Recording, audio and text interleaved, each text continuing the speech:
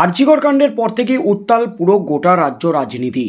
আরজিকরে মহিলা চিকিৎসককে ধর্ষণ এবং খুনের পরপরই হাসপাতালে নিরাপত্তার দাবিতে সহ একাধিক দাবিতে পথে নামেন, আন্দোলন শুরু করেন জুনিয়র ডাক্তাররা।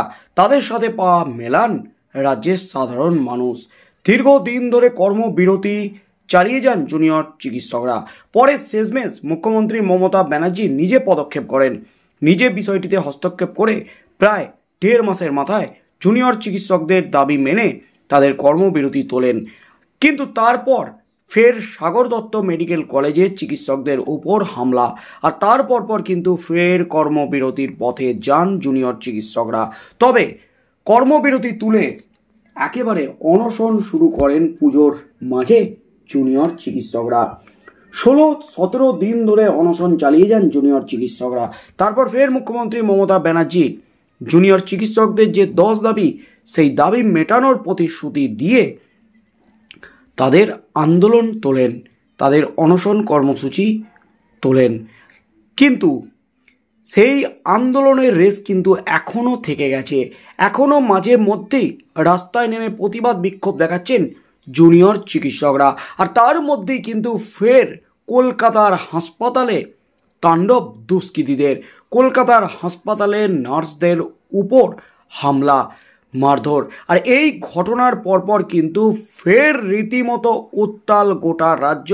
ফের কর্মবিরতির ডাক সংগঠনের। এই মুহূর্তের সবচেয়ে বড় খবর, যে দাবিটা দীর্ঘদিন ধরে উঠেছিল রাজ্য সরকারের কাছে, হাসপাতালে নিরাপত্তা ব্যবস্থায় জোরদার করতে হবে, জোর দিতে হবে। সুপ্রিম কোর্টে গিয়েছিল মামলা, আরজিকর মামলা চলছে সুপ্রিম কোর্টে। প্রাক্তন বিচারপতি, প্রধান বিচারপতি DY চন্দ্রচূড় তিনি একাধিকবার কড়া নির্দেশ দিয়েছেন, রিপোর্ট তলব করেছেন রাজ্যের কাছে, যে হাসপাতালে নিরাপত্তা ব্যবস্থা জোরদার করার যে নির্দেশ দেওয়া হয়েছিল তার কাজ কতদূর এগুলো। তবে এবার ফের হাসপাতালে দুষ্কৃতীদের তাণ্ডব, নার্সদের মারধরের ঘটনায় রীতিমতো নিরাপত্তা ব্যবস্থা নিয়ে উঠে গেল প্রশ্ন। এবার কিন্তু সরাসরি আবারও কর্মবিরতির পথে হাঁটার একটা ডাক দিয়ে দিলেন সংগঠনের তরফ থেকে। তাতেই কিন্তু রীতিমতো হুলস্থুল পড়ে গেল একেবারে গোটার রাজ্যে। এই মুহূর্তের সবচেয়ে বড় খবর, দীঘা থেকে ফেরার পথে অসুস্থ হয়ে কলকাতার বেহালার হাসপাতালে ভর্তি হয়েছিলেন যুবক। তার মৃত্যু হলে হাসপাতালে ভাঙচুরের অভিযোগ উঠেছে, এক নার্সকে মারধরের অভিযোগও উঠেছে। নার্স এবং কর্মীদের অভিযোগ, শনিবার গভীর রাতে হাসপাতালে যখন লোকজন জড়ো হতে শুরু করেছিল তখন পুলিশকে খবর দেওয়া হয়েছিল, কিন্তু পুলিশ সময় মতো কোনো পদক্ষেপ করেনি। নার্স সংগঠনের তরফে জানানো হয়েছে, এভাবে চলতে থাকলে কর্মবিরতির পথে হাঁটবে তারা। আরজিকর কাণ্ডের আবহে নিজেদের নিরাপত্তা নিয়ে প্রশ্ন তুলেছে তারা। হাসপাতাল সূত্রে জানা গেছে, রবিবার রাত 8:30 নাগাদ দীঘা থেকে ফেরার পথে অসুস্থ হয়ে বেহালার বিদ্যাসাগর স্টেট জেনারেল হাসপাতালে ভর্তি হন যুবক। 28 বছরের ওই যুবকের নাম মেহবুব আলম। তিনি নিয়মিত মদ্যপান করতেন বলে হাসপাতাল সূত্রে জানা গেছে। হাসপাতালে ভর্তি হওয়ার পর তার বেশ কিছু শারীরিক পরীক্ষা নিরীক্ষা করানো হয়, কিন্তু রক্ত পরীক্ষায় হার্টের সমস্যা ধরা পড়ে। অভিযোগ, এরপরে ECG করার সময় মৃত্যু হয় মেহবুবের। হাসপাতাল কর্তৃপক্ষ জানিয়েছেন, মৃতের পরিবারের লোকজনকে পুরো বিষয়টি জানানো হয়। চাইলে তারা মৃত্যুর কারণ জানার জন্য ময়নাতদন্ত করার প্রস্তাবও দেওয়া হয় হাসপাতালের তরফে, যদিও পরিবার তাতে রাজি হয়নি।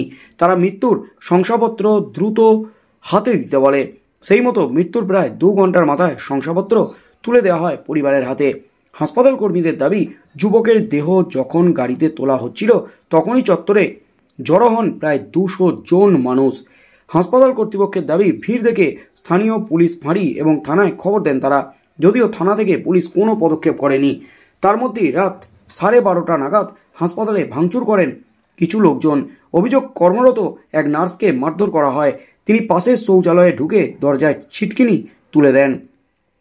পুলিশ এসে পরিস্থিতি নিয়ন্ত্রণে আনে। ভাঙচুরের ঘটনায় গ্রেপ্তার করা হয়েছে একাধিক জনকে। নার্সদের সংগঠন নার্সেস ইউনিটির পক্ষ থেকে ভাস্বতী মুখোপাধ্যায় বলেন, এই পরিস্থিতি আর কতদিন চলবে? চাকরি করতে এসে রোজ অন্য লোকের হাতে মার খেতে হবে? এরপরই তিনি প্রশাসনের দিকে আঙুল তুলেছেন। তার কথায়, সুপ্রিম কোর্টের শুনানিতে শুনলাম আমাদের নিরাপত্তা দেওয়ার জন্য 90% কাজ হয়ে গেছে, রাজ্য জানিয়েছে। নিরাপত্তা কর্মীরা কোথায়? শুনলাম সকলে পালিয়ে গিয়েছেন। আরজিকর হাসপাতালে গত 9 আগস্ট চিকিৎসক পড়ুয়ার দেহ উদ্ধারের পর কর্মবিরতির ডাক দিয়েছিলেন জুনিয়র ডাক্তাররা। তাদের অন্যতম দাবি ছিল চিকিৎসক এবং চিকিৎসা কর্মীদের নিরাপত্তা। তারপরেও রাজ্যের বিভিন্ন হাসপাতালে চিকিৎসা কর্মীদের উপর হামলার অভিযোগ উঠেছে। ভাস্বতী জানিয়েছেন, এভাবে হাসপাতালের চিকিৎসক কর্মীদের মারধর করা হলে তারা ফের কর্মবিরতির পথে হাঁটবেন। এই মুহূর্তের সবচেয়ে বড় খবর, আবারও কিন্তু তুলকালাম পরিস্থিতি একেবারে রাজ্যের হাসপাতালে। আবারও কিন্তু গভীর রাতে এক মৃত্যুকে ঘিরেই কিন্তু ধুন্ধুমার কাণ্ড। যুবকের মৃত্যু ঘিরে রণক্ষেত্রের চেহারা নিল বিদ্যাসাগর স্টেট জেনারেল হাসপাতাল। নার্সকে মারধরের অভিযোগ উঠল।